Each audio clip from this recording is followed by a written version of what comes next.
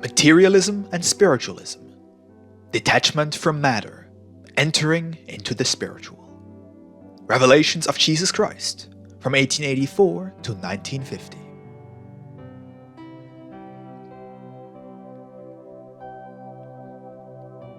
The repercussions of the present materialism. Thus saith the Lord. Truly, I tell you, that many will flee from my doctrine for fear of spiritualizing themselves.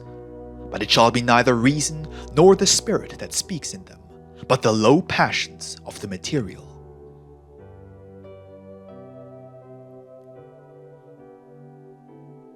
A spirit, when it lives adhering to truth, flees from materialism like someone fleeing from a plague.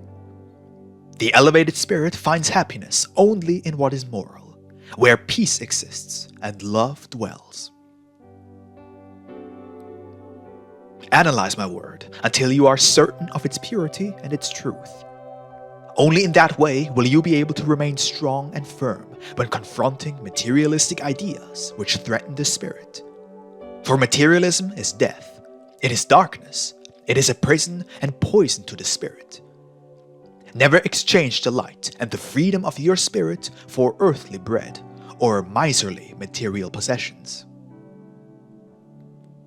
Truly, I say to you, that whoever trusts in my law and perseveres in faith to the end will never lack material nourishment.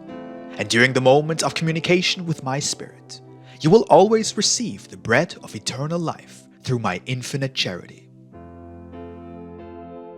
Materialism interposes itself as an immense obstacle in the road of the spirit's evolution.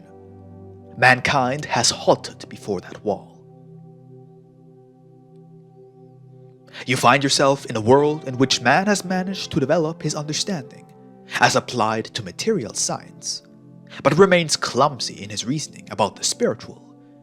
His knowledge of all but the strictly material is underdeveloped.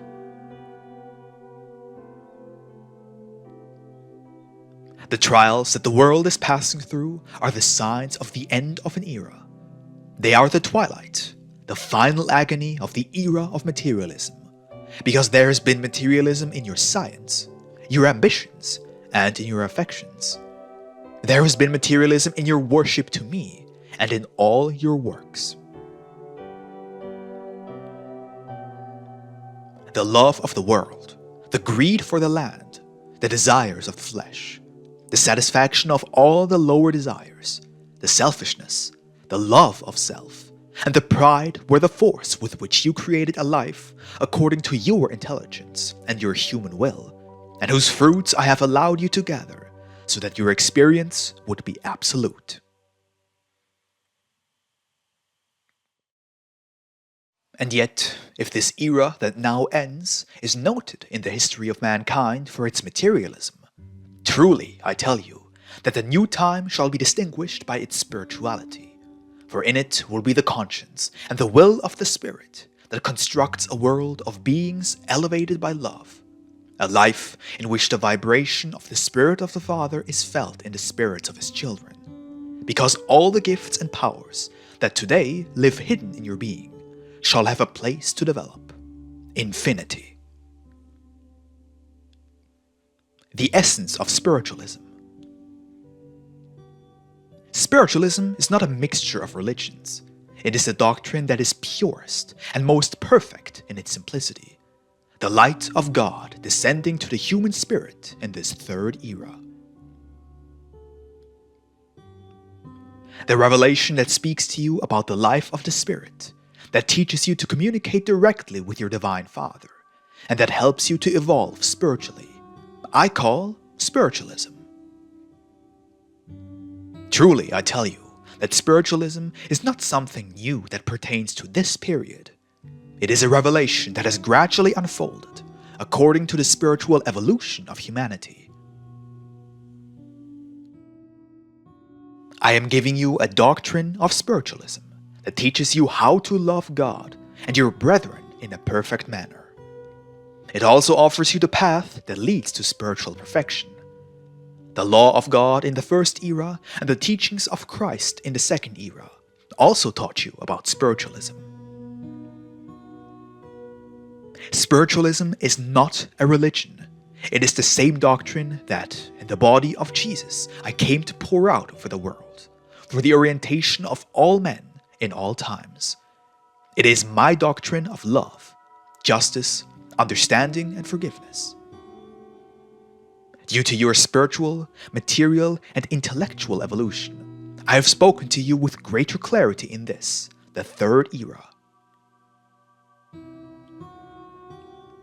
Spiritualism comes to destroy the customs and traditions imposed by men that have held back the spirit. Spiritualism is the evolution and incessant elevation of the spirit, which, through its gifts and attributes, purifies and perfects itself until it comes to its creator. Spiritualism shows the way how the spirit expresses, feels, and receives its Lord. Spiritualism frees and develops the spirit. The spiritual is the universal strength and light that is in and of all. My teachings shall be strange to no one. The attributes of the Spirit are immutable because they are the virtues of my divinity. They are eternal forces. Understand, however, you will be able to show greater or lesser purity according to how you have lived. Who can justly call themselves spiritualized? He who has reached some degree of spiritualism through his perseverance, evolution, and love for the lessons of the Father is a spiritualist, even if his own lips do not say so. He who has faith and elevation in his actions must reflect that which is in his spirit.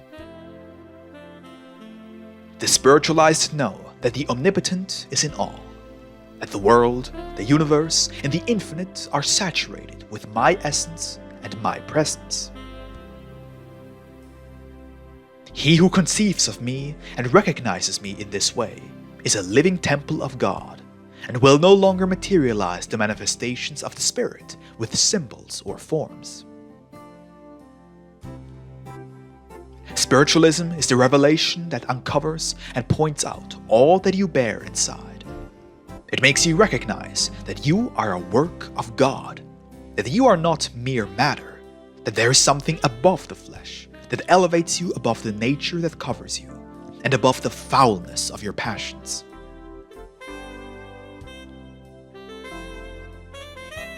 When men arrive at spirituality, every precept and every maxim forms part of the light of conscience. Even though their memory retains not a single phrase or a single word of my teaching, they bear its essence in their beings, for they have understood it, felt it, and practiced it. The good spiritualist shall be he who, in the midst of a poverty of material goods, feels like a lord, rich and happy, knowing that the Father loves him, that he has brothers whom he may love, and that the riches of the world are unimportant compared to the riches of the Spirit. He also shall be a good spiritualist who, being owner of material wealth, knows how to use it to good ends, taking it as the means that God has given him to perform an important mission on earth.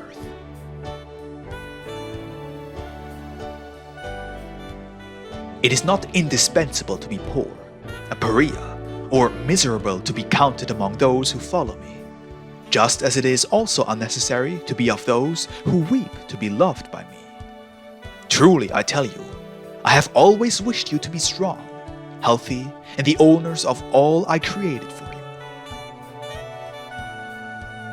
When will you know yourselves as the beneficiaries of your inheritance, knowing how to appreciate each grace and giving it its proper place in life?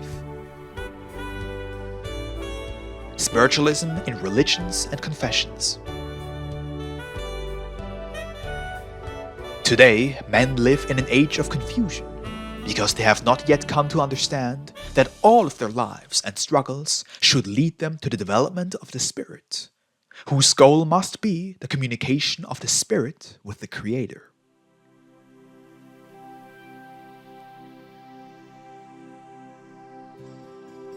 The worship that most men of today profess is that of materialism. While the doctrines and religions persist in their differences, the world continues to foster hatred and cannot take the decisive step to true worship. But when will men understand and unite, taking thereby the decisive first step toward the love of one another, given that there are still men who believe they possess the key or the secret to the salvation of the spirit, and the keys to eternal life, and who disown all those who go by other paths, because in their judgment they are unworthy to come before God. Understand then the true purpose of spiritualism, whose doctrine is above all religion, all human ideas, and all sects.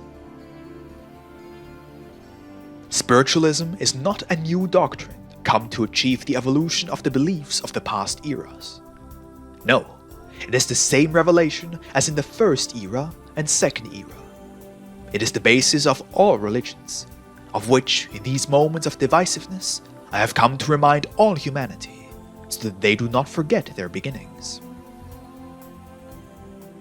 The works of men, their customs and ways of impressing the senses, to flatter and exalt themselves in their various religions, are contrary to what my work comes to show the world.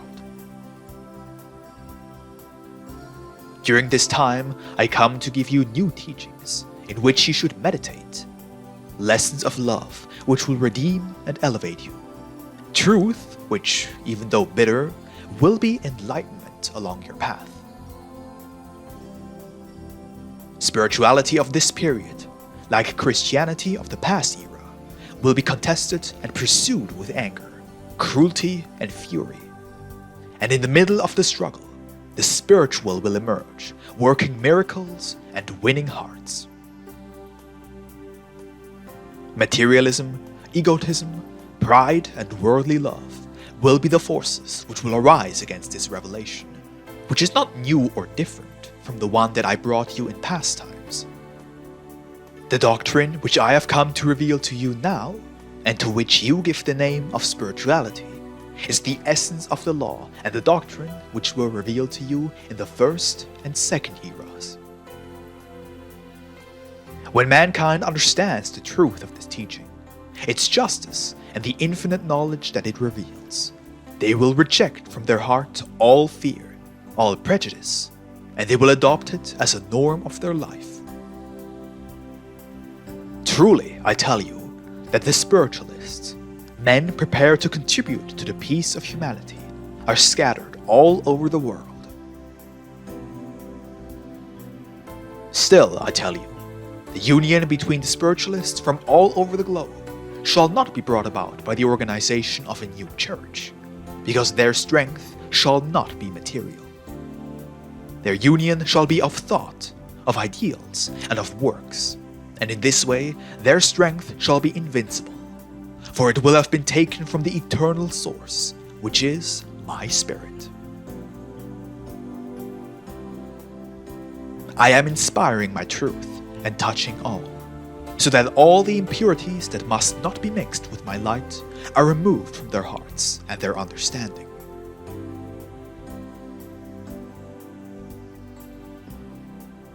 All have the duty to permit that through their gifts the spiritualist doctrine be clarified and defined, taking care that it is not contaminated by human philosophies. Truly, I say to you, that in the history of humanity will be the history of spirituality, written with shining letters. Was not Israel immortalized after liberating themselves from their bondage in Egypt? Were not the Christians immortalized in their conquest through love? So will the followers of spirituality be immortalized in their struggle for the freedom of the spirit.